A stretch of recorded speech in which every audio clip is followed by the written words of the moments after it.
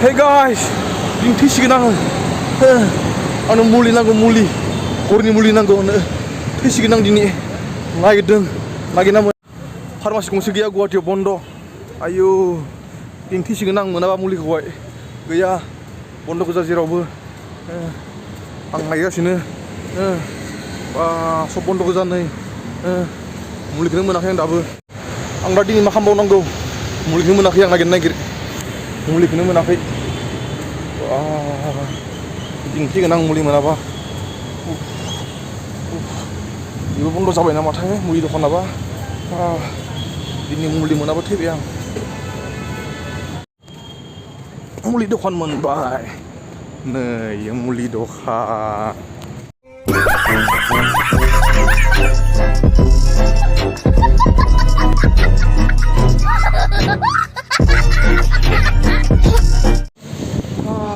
Gaya, mulian biawu gaya. Kita makal bona. Muli kena menakik. Mur sampai na. Ini mulai kena menakik. Dah siwan dunia rubau. Siwan mana bang muli mana ada bang bang. Jat kensurang dayu. Muli mana ordin tiap yang. Lagi ber. Ini muli mana sih kau yang?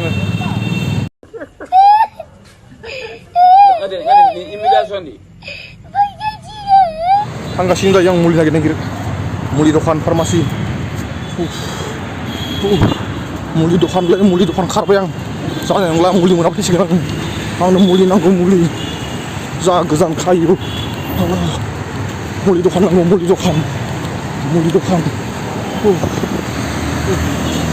ya, ang muli yang terlalu muli,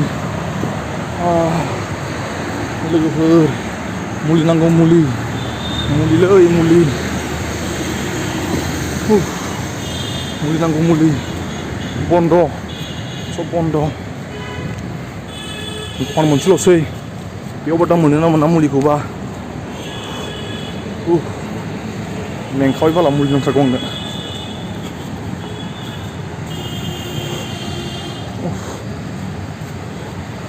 ini muli mana wat tiba leh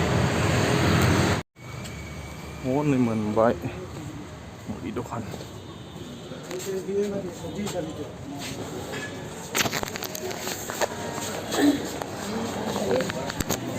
muli dokan